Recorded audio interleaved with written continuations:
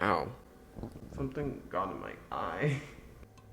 It's important to stay hydrated in this blazing summer heat. Otherwise, you'll be like me and caught in a fever dream. Let me paint a scene for you. One random humid night, I forgot to turn off the air conditioning. My palms were shaking, my heart was racing, my head was aching, and a Charlie horse in my right calf initiated, resulting in me barely getting any sleep. I woke up feeling so sore and tired, wanting to relieve this tangible ailment. I rushed over to the doctor's office, hoping to get a diagnosis. My doctor asked me a few questions regarding what I drank on that oh-so-elusive hot summer day. After I told them about my drink, the doctors revealed to me that, "You might not be ready for this, but you drank a strawberry syrupy cold beverage called girlbossery." Now, I don't know if I'm tripping. Hello, my wonderful besties. I hope you're all well. And today I'll be discussing Supergals. For those who are familiar with Neighborhood Story and Ultramaniac, Supergals essentially comes from the same family. Whether it's in the characters' stylish wardrobes or can-do attitudes, they all reinforce the idea that camaraderie and friendship are irreplaceable. While simply naming Supergals a slice-of-life comedy would suffice, doesn't the ultimate girl boss anime sound more interesting? Girl boss in the West has been relegated to gaslight gatekeep memes that destigmatize non-traditional signifiers of femininity. You are able to pursue your aspirations and goals that are not constructed under a rigid mold. It's these themes of liberation that have caught mainstream media's attention, which seems so enticing to Gen Z. Or maybe that's just me living under a rock, considering girl boss culture has been steadily declining. Make it make sense. By now you must be wondering, where does Supergals come in? Well, after diving headfirst on AniList to my pause section, I want to answer a question that has been plaguing my mind lately. Is Supergals the ultimate girl boss anime? Well, let's find out. Right after this brief commercial break. This video is brought to you by Skillshare. Skillshare is an online learning community hosting loads of different classes from instructors teaching graphic design, painting, productivity, entrepreneurship, and many more. Their catalog is extensive, offering a broad range of disciplines within those subjects. And whether you're a beginner or a pro, Skillshare has something for everyone. If you know me personally, you'll know I have an aversion to not procrastinating. And with just a few weeks until classes resume, I need to remedy this problem immediately. I'm currently taking Defeat Procrastination, Design Your Own Personalized Creative Workflow by Sarah Edwards. Sarah has such a calm and relatable vibe, which makes it all the better knowing we've had some of the same experiences. As someone who struggled in school with confidence because of being placed in lower level classes, it's nice to know I wasn't alone. One of her tips that really stuck with me was the rebranding of the word no. Rather than accepting you're the no, the ecosystem in which you are a part of can play a key role. I've also been wanting to step up my video editing skills and fully move over to Premiere Pro. Eric Aleyanikov's classes on Premiere Pro have been super helpful because he breaks everything down by a specific function, which makes it easy to follow. If you want to support the channel, learn not to be a master procrastinator, or simply just want to find a way to pass time, you should give Skillshare a try. The first 1,000 besties to click the link in my description will receive a 1-month free trial of Skillshare. Thank you so much to Skillshare for sponsoring this video. Now let's head back to our late 90s and early 2000s girl power.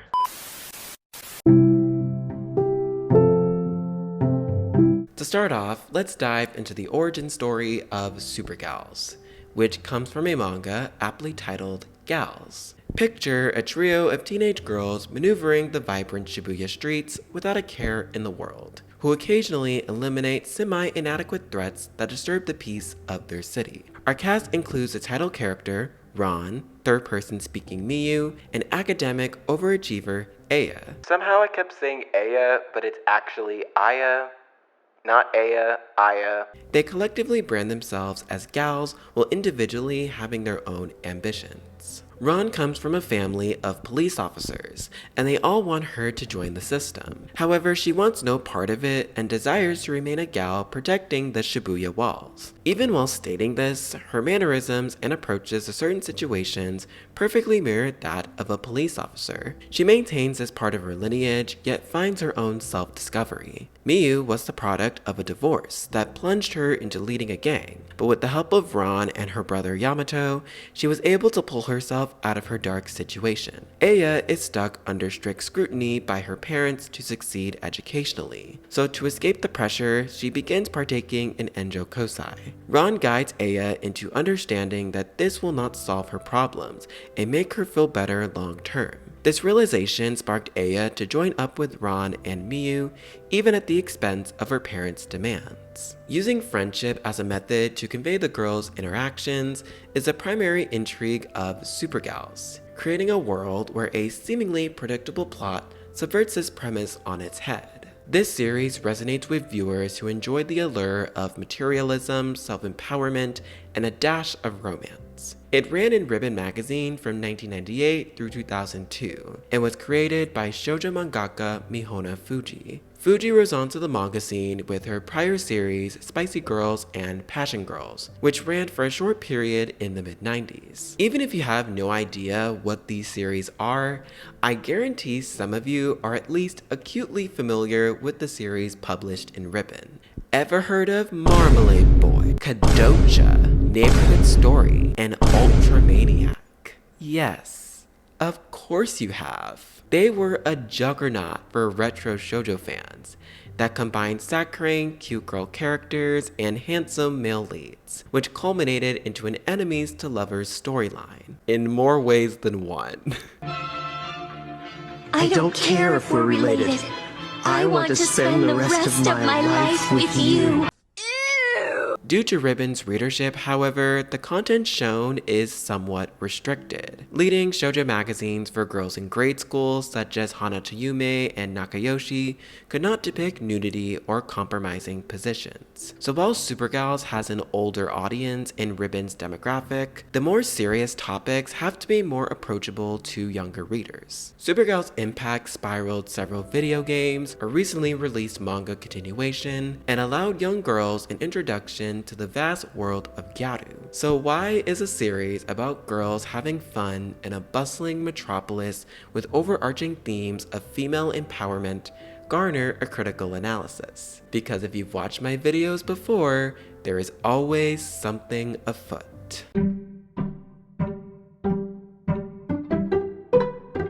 Over the past few months, I've seen a small but vocal minority pointing out the series' flaws and the troublesome messages that could have wider societal implications. Initially watching Supergals, these images might not have been as visible, since many of us view anime as a source of entertainment and relaxation. But after further inspection, it begs the question, is Supergals a revolutionary series that aged gracefully, or are we blinded by the glittery depiction of feminism? Gyaru is a relevantly discussed topic amongst fandoms, but as a brief overview, gyaru is a fashion subculture in Japan where girls and women tan their skin, dye their hair, and wear decorative accessories. It started in the 70s and peaked in the early 2000s, that stood out for its distinct fashion that seemingly came out of nowhere. Speculations of gyaru's origin stemmed from the unstable economic condition after the Japanese bubble period, in which stock market price was heavily inflated. During the recession in the 90s, Japanese citizens began to worry that their social scene was deflating. Fearful of the economic collapse ruining their social fabric, the youth became the talk of the town. Generally speaking, in the 90s, there was a pervasive mindset that Japanese youth have no sense of values or purpose. This sentiment was voiced by the media, among academics, and even within the halls of the Diet. These conversations centered around violence and sexuality, which were present among adolescents at the time. Violence was the main concern for boys and sexuality for girls, as major news story made headlines. girls. These reports of teen girls participating in gyaru became quite controversial, since sexuality and monetary consumption was a part of the package. Enter the era of kyo-gyaru, which is what Supergals mostly employs. Ron and her friends are representative of ko-gals, which is a subculture most popular among high school girls for their elaborate attire of rings, bracelet, knee-high socks, schoolgirl uniforms, fake nails, etc. Within ko-gals, there are many different subcultures that have their own distinct style, makeup, and wardrobe. In Chapter 5 of Jennifer Pro's book, Straight from the Heart, she examines the historical context and interpretations of gyaru that directly impact their perception and relation to shoujo manga. There's a common stereotype that associates gyarus with rich girls who engage in adult activities, such as dating older men for money. These dates are known as enjo kosai, where schoolgirls received money to buy designer goods for giving their time to older men. This practice was advertised in front of train stations and posted all over phone booths, where men could pay for a private room to await a call from a young girl. By the nature of this practice, a wave of concern circled major headlines, calling attention to the provocative nature of these schoolgirls. The media framed enjo kosai as proof that Japanese youth became shallow by wanting designer goods and hanging out with friends. But scholars have noted that this notion only shares part of the story, and the purpose of kyogaru is a lot more nuanced than the headlines gave credit for. Sociologist Miyadai Shinji argues that these practices and behaviors of schoolgirls within this milieu can be understood as an assertion of the right to make choices about their bodies and sexualities in the face of the monolithic and highly structured system of school standards. Sharon Kinsella and Laura Miller similarly expressed how kyogaru fashion allowed girls to explore alternative forms of femininity other than the traditional housewife. As we can see, their brand is far beyond the shallow girl image of wanting designer goods and money to sell their bodies. Kyogaru girls created an entire fashion brand for themselves and created a community that fosters empowerment to the rigid social norms of their upbringing. But like any subculture, there are blind spots that become more apparent with certain facial presentations. The Ganguru Gal trio in particular is treated and perceived as an annoyance and borderline inferior to other gals. It's honestly sad watching them on screen because it's obvious they were only used for comedic relief. Look, it's Kotobuki. What's wrong? You look down. Did you get dumped by a boy or something? What did you say? What's wrong with you, girl? What did you say? I can't!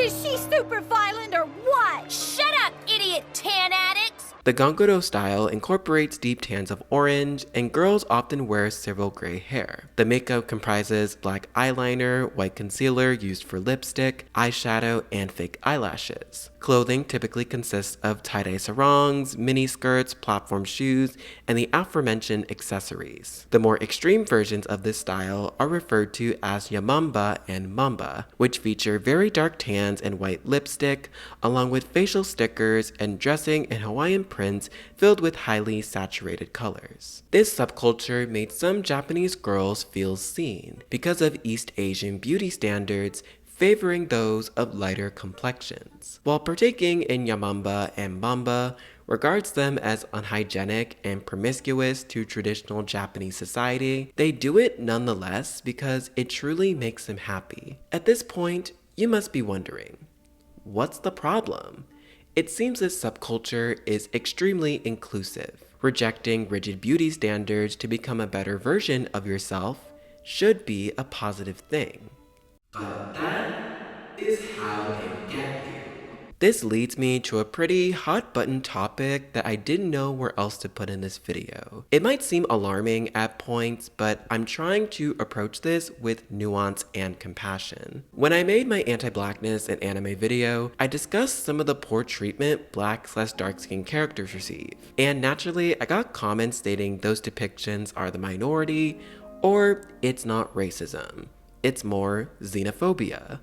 Blackface is perceived differently in Japan, and that's just the reality. While this is true to an extent, and some may not have ill intentions, These arguments can be misleading. We must understand that racial prejudice and discrimination are a global phenomenon, and that its impact is far from a vacuous paradox. Of course, my opinion cannot be representative of all black and dark-skinned people, but we need to contextualize the history behind something before we make a judgment. In a 2015 article for Vox, Katie Lee details Japan's messy history with black culture, from musical performances to political discourse. There was an ongoing trend in the late 2000s through mid-2010s of Japanese performers wearing blackface when utilizing aspects of blackness. Actor Koichi Yamadera, who appeared on the variety show Monomain Battle in 2009, performed Louis Armstrong's What a Wonderful World while exhibiting characteristics of blackface. The public's interpretation viewed this as positive, and this spectacle was to honor the international impact of American jazz music.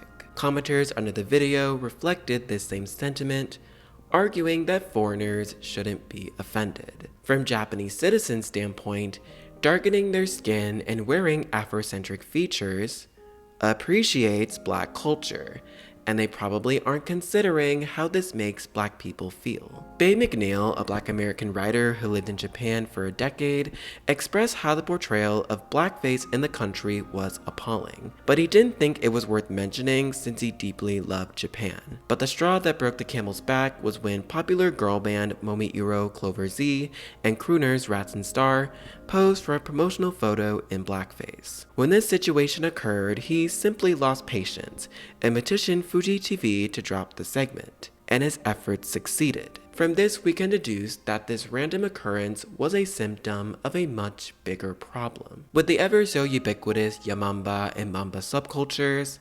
animalistic stereotyping for dark-skinned people and puritanical ideologies started cropping up in these circles. Sharon Kinsella discusses how theories circulated that black and dark-skinned people occupied the bottom position of Japan's natural hierarchy next to apes. Some intellectuals such as Fukazawa Yukichi and Nakasone Yashihiro theorized blackness and signs of racial mixing were associated with antisocial and subhuman behavior. The aforementioned descriptors were embodied with Nakasone's infamous comments about American people of color.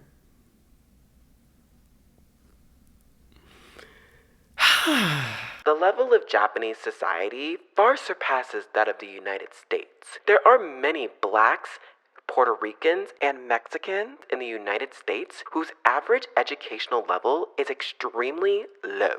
While Yashihiro stated he had no malicious intentions with his comments, this racial unawareness and its implications didn't stop there. Madam Speaker, I am outraged at the discriminatory remarks that were made by the Prime Minister of Japan, Nakasone. I'm offended by racism wherever it comes from, and I'm particularly offended by these views expressed by the Japanese who just 50 years ago were described as an inferior third world people by many of those in the world. How soon they forget.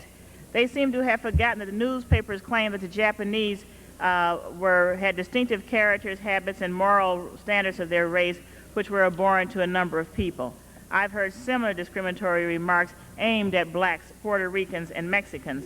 It was only after World War II when Japan began to emerge from ashes and destruction to become an economic power that they began to be accepted. And who helped them get to that economic power? It was certainly blacks, Puerto Ricans, and Mexicans. The cycle of association between yellow and brown-skinned people and apes strengthened through the pre-war and wartime period. In both Japanese cartoons of its Asian neighbors and colonial subjects as dark-skinned and sometimes fat-lipped and unintelligent too, and in the simian image of Japan itself, which became ubiquitous to wartime coverage of the Japanese in Britain and America. John Russell suggests that the simple notion of black people as an ape-like and subhuman species, which gained an early root in the modern Japanese imagination, was still circulated in late post-war popular culture. This mentality in return branded a eugenics movement concentrating on the physical health of girls and women to enforce racial rejection of engaging with foreign culture and non-Japanese men to manage female sexuality. Thus, comfort women were born. So basically, these subcultures, which were to empower Japanese girls, were actually framed as assimilating to blackness, which was frowned upon. Girls participating in gyaru clearly aren't the ones at fault. The blame falls on oppressive systems that deny girls autonomy of self-expression, which inadvertently contributes to racism. This is a very condensed summary, but if you really want to be depressed, check out Kinsella's chapter in Bad Girls of Japan to learn more. While it isn't inherently bad to show the complexities of how dark-skinned gals navigate the world, it's vital to counteract the amount of grief and suffering a character experiences so that we, the audience, sympathize with their struggles rather than mock them. Peach Girl, for example, showcased the trials and tribulations that arise from our protagonist Momo having tan skin. As a swim team member, she deals with criticism from her peers who view her hobby as stifling her chance to get a loyal boyfriend. In reality, however, Momo is a normal teenage girl trying to pass high school and just happens to be caught up in her classmates' gossip. She desperately wanted to seek approval from her crush Toji, since they have been friends since junior high. Toji, on the other hand, always had feelings for Momo, regardless of her skin color. Even after several instances where her frenemies Sai threatens their relationship, he doesn't accept his classmates' pressures and loves her unconditionally. This depiction offers us a balance between rough encounters and revelations, emphasizing that your outer appearance doesn't define your entire identity. Outside the Gongoro gals, another dark-skinned character emerges, Tatsuki, or Tatsukichi if you're Ron. He enters the fray in the 10th episode as a passionate para-para dancer. Tatsuki confesses to Ron about becoming her boyfriend, and she accepts. And throughout the remainder of the series, Tatsuki tries to get Ron to reciprocate his feelings. Overall, his character is fun, friendly, and energetic. But his identity is relegated to being a... Hey, you're not so bad. Maybe I'll take you on as my student. Don't you mean you want to be my student? That is, if you think you can keep up with me, monkey boy. You're a million light years ahead of yourself if you think you can put your nasty monkey arm around my shoulder, you geek. At first, I thought this was funny. But after the 10th time of them saying that, no. Every character referencing him as a monkey and making him feel unwelcome is definitively outside the camp canon.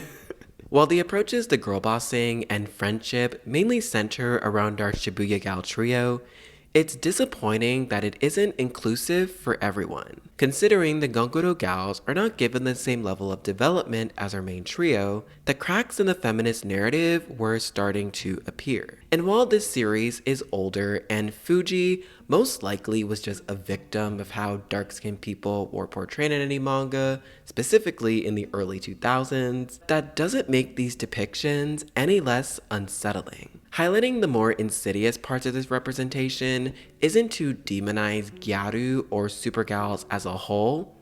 I want to emphasize that, but in a discussion about representing female empowerment and girlbossing to a tween demographic, it's important to be conscious of how we are presenting people. The reframing of girl power is perhaps Supergal's greatest strength. Interpersonal and romantic relationships seem to take priority over comedy, and are the impetus for its underlying themes. I'm not going to be recapping everything because that would be an unrealistic endeavor, but I do want to touch on a few dynamics surrounding our main characters. Early in the series, Aya is tested on how strong her bond is with Ron and Miyu. As her grades start slipping, she decided to focus on her studies to please her parents. She starts avoiding Ron and Miyu periodically, contemplating the idea of severing their friendship. However, Ron reprimands her because living solely for her parents and not having goals in life makes her experience meaningless. It wasn't until Aya talked with Rei that she fully understood the severity of her actions and decides to forge her own path.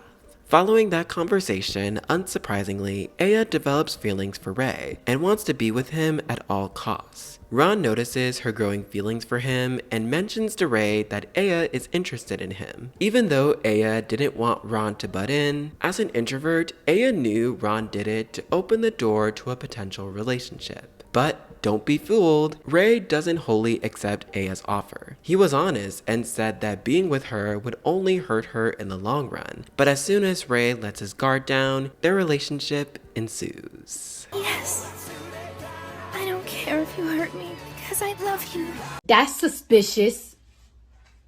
That's weird. Luckily for us, Aya does get a new boyfriend, who definitely won't hurt her in the long run. It seems Aya's friends want her to actively pursue her goals, but only for material benefit. This was something I found interesting in the way that materialism and self-empowerment are depicted. One example that comes to mind is Ron helping out a gal with a teacher harassing her because she didn't perform well at the sports festival. She keeps quiet about this issue until he starts playing games with her. But because of Ron's outbursts in the middle of class surrounding this teacher's actions, it sparked most of the schoolgirls admitting his disdain for certain students was true. We got to see the gals collectively remove a shady person from power, and this pattern reoccurs throughout Ron's interactions with aspiring and current gals. Prior to this incident, we are introduced to Maki, an ordinary girl who was inspired by Ron after reading an article she was in. She was a moody and uncool girl, but the Gal magazine inspired her to change for the better and desires to be Ron's apprentice. But little does Maki know that Ron's statements in the article were mere fabrications. This disheartens her as she thought Ron was the epitome of a super gal,